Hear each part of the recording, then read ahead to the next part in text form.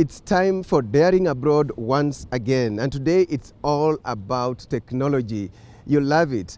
We are featuring a Daring Abroad returnee, Tony Mwangi, who lived and worked in Malawi. He was actively involved in the field of delivering medicines using drones. And what is he doing back here in Kenya? He's a drone instructor, training those who would like to fly drones as professionals. We will also hear from the Director General of the Kenya Civil Aviation Authority on why tough rules have been enacted in order to regulate the sector. We have the power to arrest and detain and take people to court for violating regulations. On Kenya to the World, a Kenyan doctor based in the US and designing clothes that are being made in Kenya and exported to the US. Very unique. And on My Magical Kenya, we will take you to Magado Crater in Meru National Park, where there are magical salty pools with unique colors. Great. As I had indicated in the highlights, today we are featuring Tony Mwangi of Drone Space Training Academy, a Kenyan returnee from Malawi who was working for an international organization that was delivering medicines using drones. We want to understand his contribution to the drone sector in Kenya, and this comes at a time when the Kenya Civil Aviation Authority is implementing tough rules to regulate the sector. So I joined him at his training field in Sigona, Limuru, and this was my conversation with him. What were you doing in Malawi? In Malawi, I was employed by USAID, that's United States Agency for International Development. I was employed as a drone pilot and also as an instructor. And basically, I was transporting medicine, vaccine, and early infant diagnosis from one hospital to another. Okay. And that was in rural Malawi. Mm-hmm. We were flying a fixed wing. So the fixed wing drone is different from this one in the sense that it goes much further. Yes. Like how far?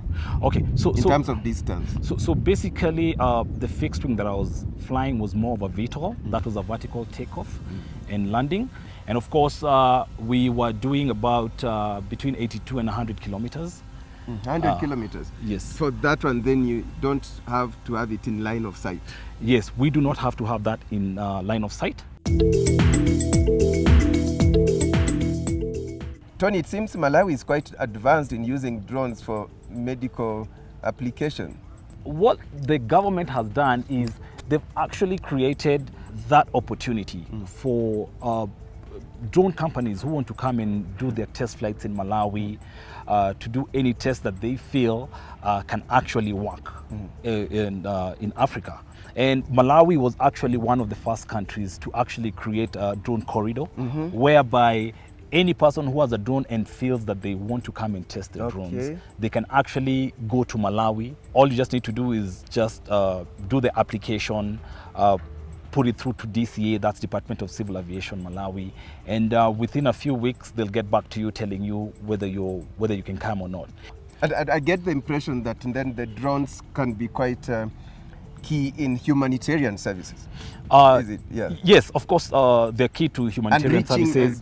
Taking services to remote areas. With the early infant diagnosis, we were actually taking blood spots, of course, as samples, and we would actually take them to a facility, a more advanced facility in Malawi.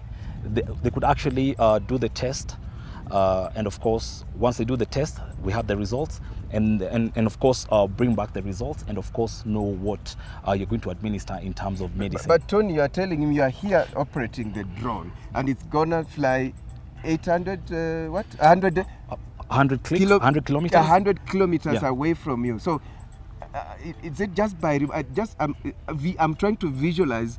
How is it landing? Then who is removing the medicine? How you communicate? How does it work? Because you are not seeing it. Yeah, I mean, it's amazing. It's an amazing technology. And basically what happens is we have two teams. One team is located here, so to speak. And maybe the other one is located in, let's say, Naivasha. Okay.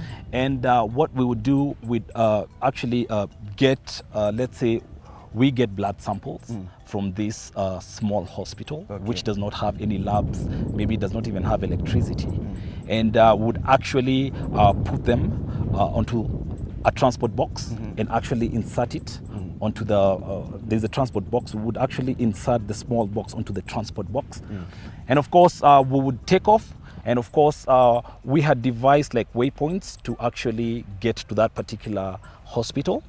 And of course, we had our team on that side who are actually waiting for the drone to get there. So what made you come back? So basically, I worked for the better part of 2019 in Malawi, and I returned to Kenya. I was actually transitioning because my contract had ended in Malawi, but I happened to get another contract with a company called Ep4, which does a similar thing. And of course, during the transition, of course, COVID happened. And of course, we wouldn't have continued because everybody else had to go back to their countries. Okay. Yeah. So what skill did you come back with as a daring abroad returnee?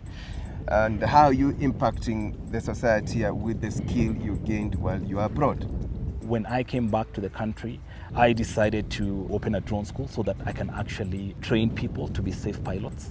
And one of the things that I want to do, of course, myself together with my team, we want to ensure that Kenyans are safe pilots. And of course, because what happens is, you know, people just fly aimlessly. People are just flying just for the sake of, I know people are looking for money, but at the end of it all, you have to be a safe pilot. Very interesting, very informative. Let's now join the Director General of the Kenya Civil Aviation Authority to give us an overview of the implementation of drone regulations in Kenya.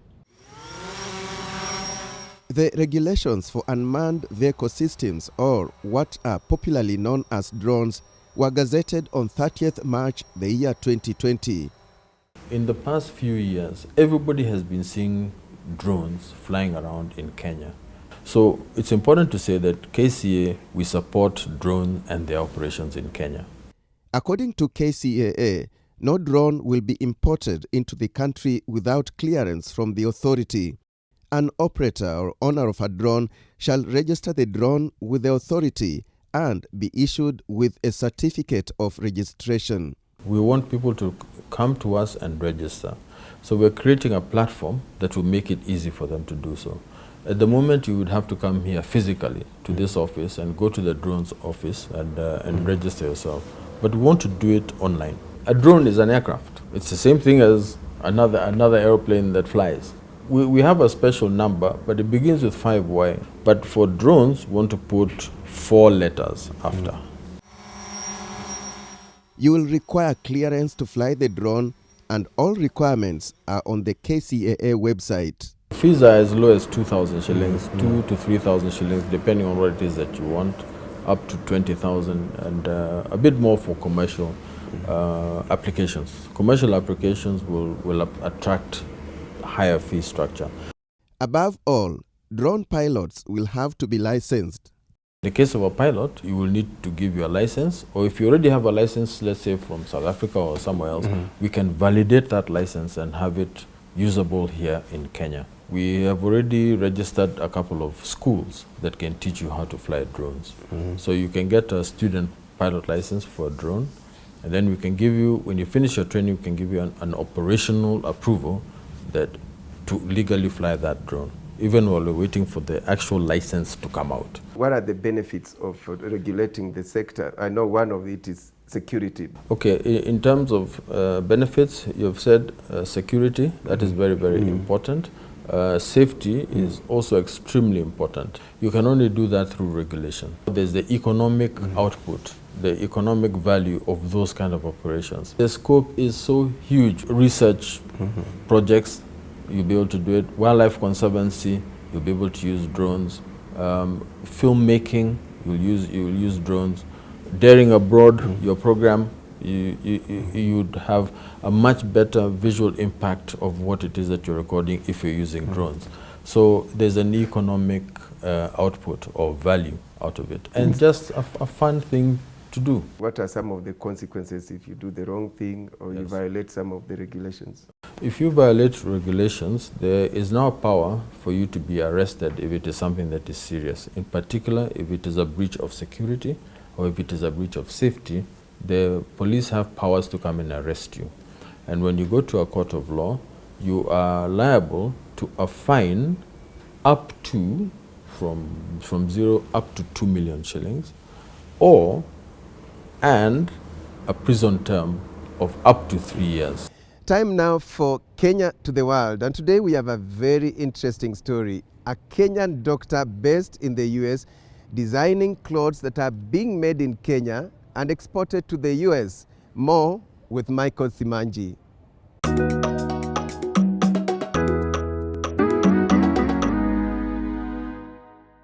If I asked you to name some notable high-end fashion houses, chances are you'll think of brands like Armani, Prada, Balenciaga, or even Christian Dior. But what if I told you that you can now add a Kenyan fashion house, yes, Kenyan, to the list? Hi there. Hi, welcome to Odaomo. Thank you so much.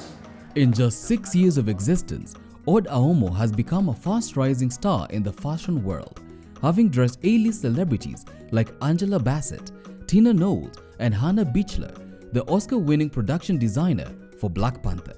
Odaomo is a luxury fashion brand, actually 2 words. We have Od, which means house or tribe, and then we have Aomo, which means born in time of plenty. It's actually the designer's name, as the brand is named after her. I saw a need. I saw a need for people who wanted meaningful clothing. Getting something that was beyond just an adornment, something that you're just using to cover your perceived nakedness. It's wearable art in the form of clothing, in the form of jewelry, in the form of accessories, bags, and belts. Dr. Sophia Omoro, who is based in Louisiana, is the founder, CEO, and head designer. She also happens to be a head and neck surgeon in otolaryngology with a PhD in physiology. Despite her profession, fashion has always been her forte. So I've been designing since I was young for a need of exclusivity, for a need for very, very well-made clothing that fits you, fits your body, fits your culture, fits your spirit, fits your soul. As I continued to design, I thought, wow, here's an opportunity staring at me, and I could continue my passion for design. I could create and offer meaningful jobs for my people back home in Kenya while making something stunning and providing an education platform for the rest of the world about Africa in general, but specifically my Kenyans. Her pieces feature both conventional and non-conventional material, from ostrich eggshells to animal bones, cow horns to Nile perch skin. Nothing is off limits.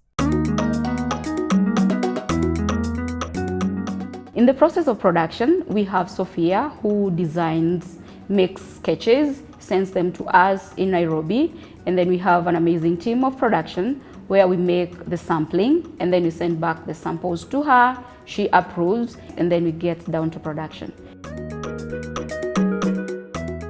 We normally have 4 collections in a year. Mainly we send to the US, but we have a very wide range of markets. So from there we have an online shop where we ship worldwide.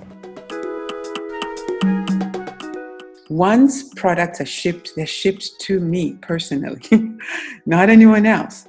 I go through each and every one before they're then offered to the client. In terms of kilos, it's usually anything between 25 to 50 kilos a month. For one to be able to export textiles from Kenya, you'd need to be registered as a legal commercial business in good standing on both ends. You also have to get import and export trading clearance, as well as adhere to the custom and duty regulations and charges. I think that as Kenyans, we underestimate or are naive to the value of our culture. Africans in general, and Kenyans are included, have been a source of inspiration in fashion for eons, and yet we don't realize it until it's taken from us, repackaged outside, and then brought back to us at exorbitant prices. And so it was so important to me to try and show the value that we have that has been used for so long. There's no reason why we as Kenyans, as Africans, should not compete on those luxury level platforms because we have been competing in disguise. And that's Kenya to the world. My name is Michael Zimanji.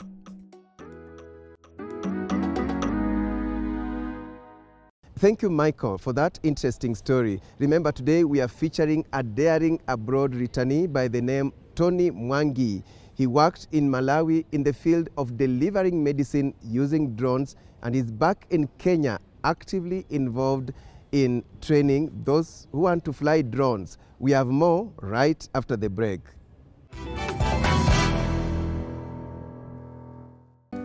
Looking for the best housing solution in Kenya? Worry no more. Cusco Housing Cooperative has 120 home units up for grabs near the Kitengela International School. The units come with Cabra paved roads, street lighting, standby generator, 24-hour security, recreational centers, among other features. To secure your dream home, call us now on +254 722 701 694 or +254 727 570 121 or SMS us on 22058. Cusco Housing Cooperative, your property solution partner.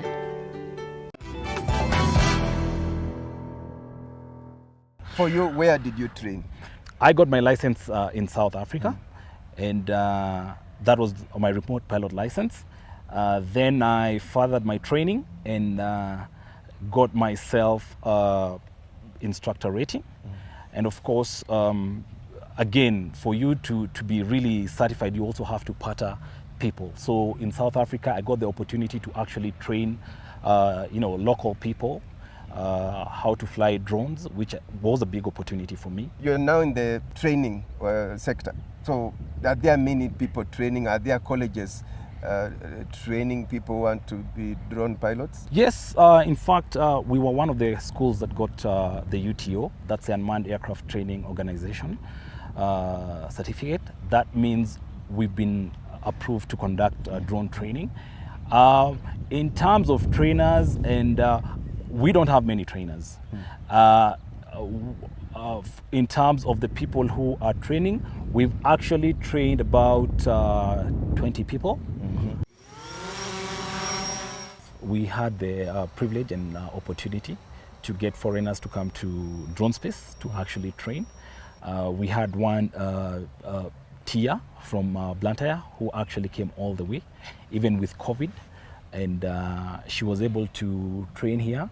And the good thing, she was being trained by a female instructor. And I can say that Drone Space has one, we actually embrace women in technology. The training has been a wonderful experience. It took 2 weeks to train, 1 week for theory and 1 week for practicals. I've managed to get a lot of skills from the training, and it's a beautiful place to be. And my employees who use drone, they intend even to just be drone pilots, they must undergo training. Correct.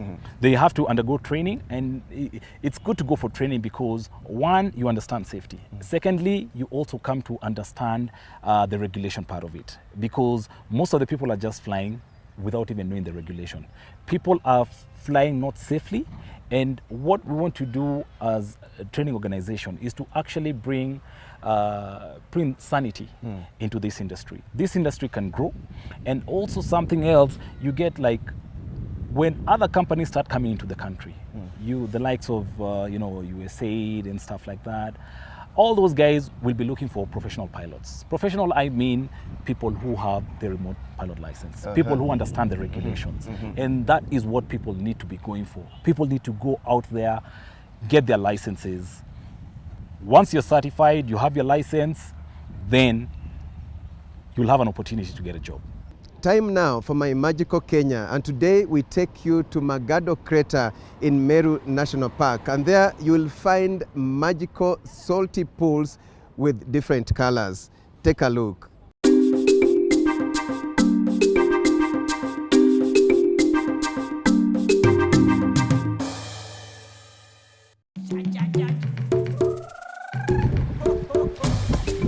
Every part of Kenya has its own unique magic. Welcome to Magado Crater, a crater with unique salty pools with different colors. It is located at the northeastern tip of the Nyambene mountain range. A small lake on the floor of the crater evaporates to form soda salt crust. The Meru people have been collecting the soda in this crater for thousands of years. Hii makatu ni chumvi inayotumiwa na binadamu, inatumiwa na ng'ombe. Sana sana wale watu wanatumia tumbako. Kama tumbako tuseme kabila nyingi sana natumia tumbako. Borona natumia tumbako, Meru natumia, Turukana, Samburu na kadhalika. Wanaipenda sana. Lazima iwe kwa tumbako ndio tumbako iwe tumbako. Kwa upande wa ng'ombe na ngamia na mbuzi inatumiwa. Kwa upande wa binadamu sisi kula, kama sisi wale wamezoea sana kwa upande wa githeri, kama unapiga tunyeni yako hii kunde nini na kadhalika. The Meru, the Boran and Somali have been sharing the crater for many benefits. During the rainy season, they water their cattle in this basin. And during the dry season, as the full lake recedes, the soda that remains behind is collected. Hapa tuseme mwezi wa pili hakukuwagi na mafuno mengi sana. Lakini kama iko mvua mwezi wa 7 ndio tunaingia. Kitu ya kwanza tunafanya ni kufanya tabiko. Tunaua kondoo. Kuna vile tunaifanyia kienyeji ya kutulinda, ya kuomba Mungu atulinde, atupatie mafuno. Sasa tukimaliza ile kondoo, manake tunaua kondoo leo, tunashida tukiomba huko ile kondoo. Kesho yake tunaingia hapa. Kuna yule amechaguliwa wa ile familia tunasema iko mkono baridi, iko familia nyingine iko mkono salama, ndio atatangulia sisi. Natangulia sisi, anashika kwanza matope, basi sasa tunaanza kazi.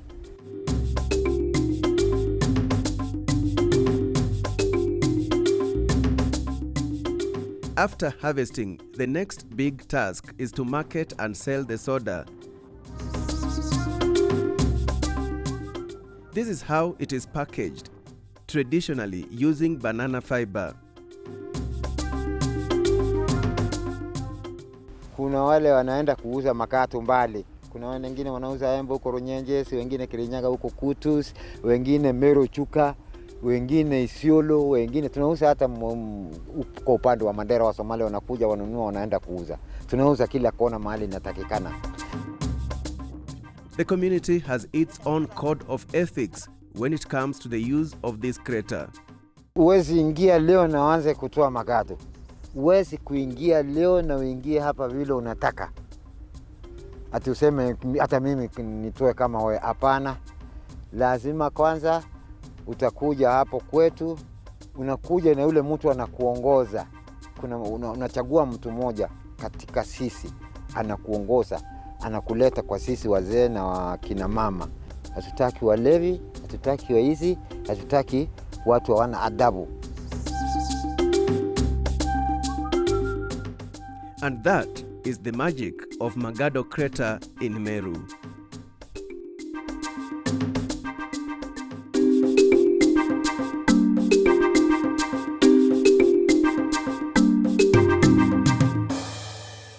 That's it for today. We hope you found the program informative and entertaining.